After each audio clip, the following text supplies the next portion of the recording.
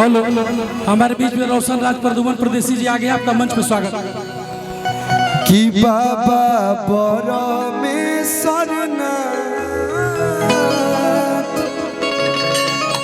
खुशी कक्कर आइए, आइए इधर आइए। हाँ तो एक बार जोरदार ताली खुशी के लिए आप लोग बजा दीजिए, जोरदार ताली चारों तरफ से। चश्मा लगा के हैंडसम लगो तारा, जितना बार वो गाना सुनिए पुराना ही नहीं लगता है।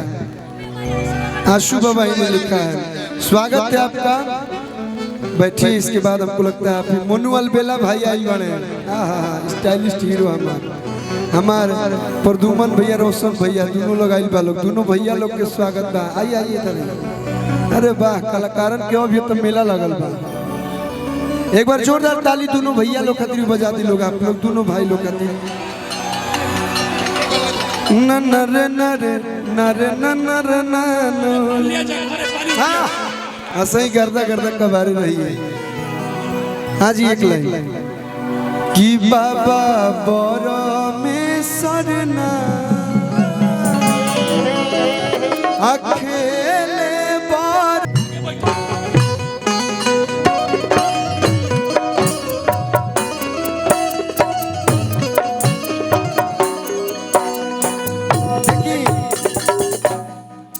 एगो पुरनकी फगुआ भिगा वाला, लेकिन अब वैसा माहौल नहीं तो गाई आदमी बंगला में उड़ेला। अभी हर लोग के हर अंदाज बगावे के, लेकिन चूंकि कलाकार बहुत ज्यादा बड़े जी, तो एक एक लाइन में कि बाबा परमेश्वरनाथ खेले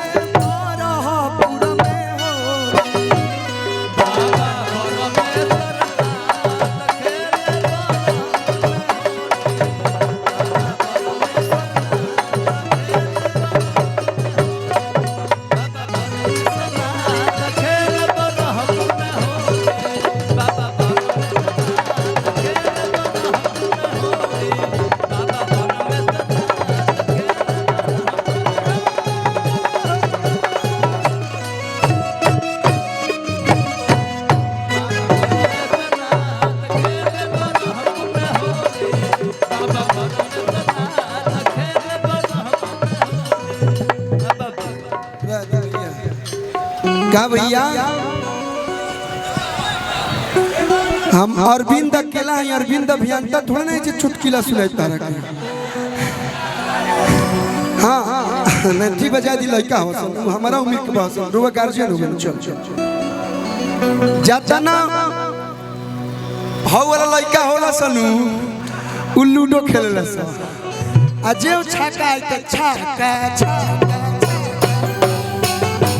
अरविंद अकेला है रे पागल, अरविंद अभियंता ना है।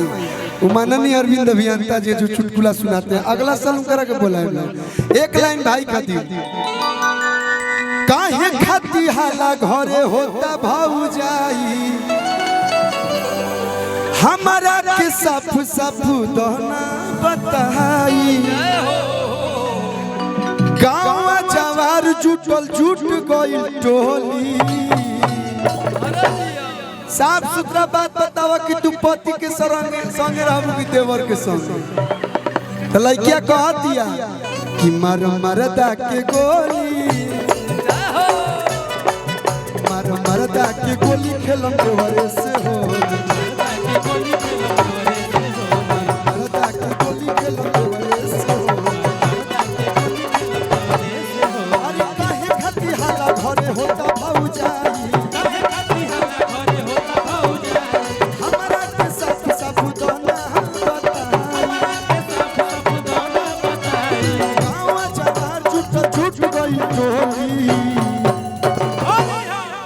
तो मर मरदा के गोली भैया, कि मर मरदा के गोली, तो मर मरदा के गोली खेलम देवरे से हो,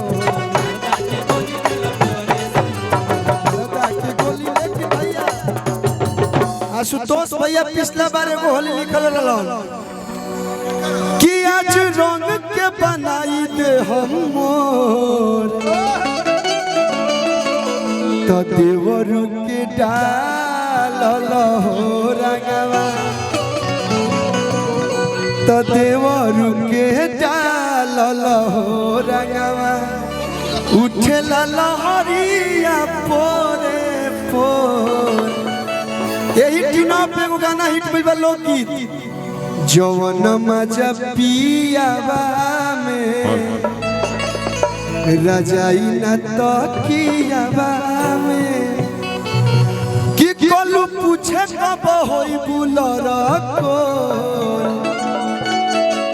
कि राजा जी के तू रल हो दहिया उठे लहरिया पोरे पोर। लेकिन भैया ए साले वो गाना आई बा डाला डाला रंग अगर तारा पिचकारी में पावर होई तो रंग डाला कि देवर दिलदार चाहते हैं नया भतार चाहते हैं। लेकिन भाई हो अरे की मुट न बने तो पक मार रंगता। भले बिहार में दारू बंद बा लेकिन कहीं ना कहीं जुगाड़ बैठा ल से भाई हमारे कोनो न कोनो चेक कर बताए जो दो चार गो मिलिए जी हसो भाई मुट न बने तो पक मार रंगता अंगूरी से गोले गोले पार रंगता तो है भतार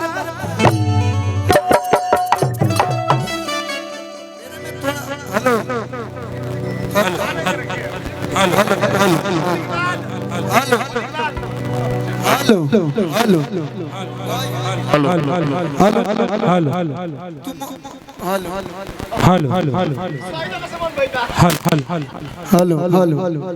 हेलो हेलो तो है भतार वाला ब्रेक मार के दोबारा में आ है भतार वाला चीज पट्टीदार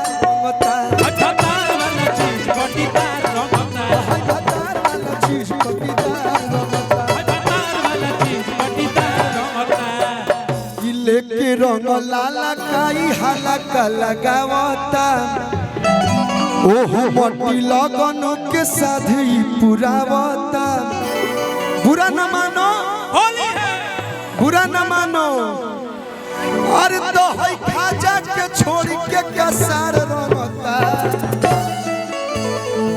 शक्ति सोना एड़ी से कपार रंगता। पट्टीदार के जमीन ना दे बोले कि तार मोय जमीन नाप दिए बरा आ हई भतार वाला चीज पट्टीदार हई भतार वाला चीज पट्टीदार सारा रा रा रा रा रा रा सारा बा भाई बा खिलाड़ी बा ई बड़ी इंसाफ पे ने पीछे बार भइल भौजी के दू बही दोनों कुआर अरे दोनों कुआर भौजी के दू बही दोनों कुआर आ एगो तनी सुखल एगो बिना सदार बोला ना त में लगबू भैया के साली त कैसे चल जेबू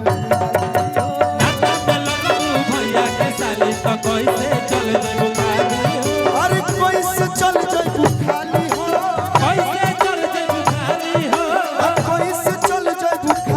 हो कतनो है देही बेरियर लगैबू त रंग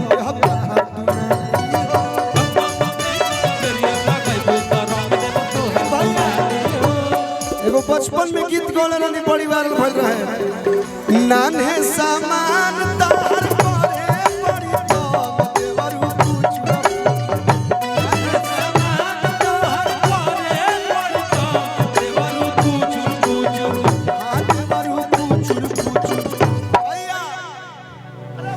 देवरू पूछ हाँ देवरू पूछुर देखे पिचकारी तार नो देखे पिचकारी तोहर नो देवरू पूछुर देखे पिचकारी और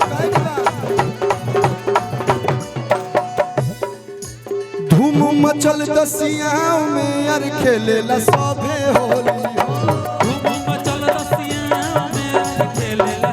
अरे धूम मचल दसियाओं में यार खेलेला सभे होली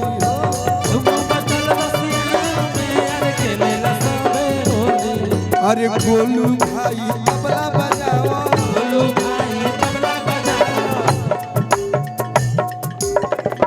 सोनू भैया ढोलक बजावा संतोष भाई कीबोर्ड बजावा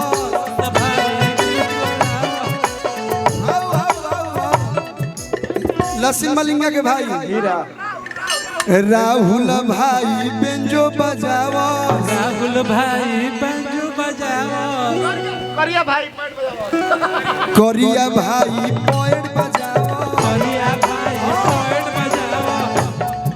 तो कोलुआ गावे जोगीरा हो कोलुआ गावे जोगीरा हो आर्यन बाबू कमर हिलावस आर्यन के बाबू भी आर्यन के बाबू कमर हिलावस तो कोलुआ गावे जोगीरा हो सारा सर मेरा बक्सर है घर में कोलू सिंगार बोला हाय रे तो कोलुआ गावे जोगीरा हो तो धूम मचल दसिया और खेलेला सभे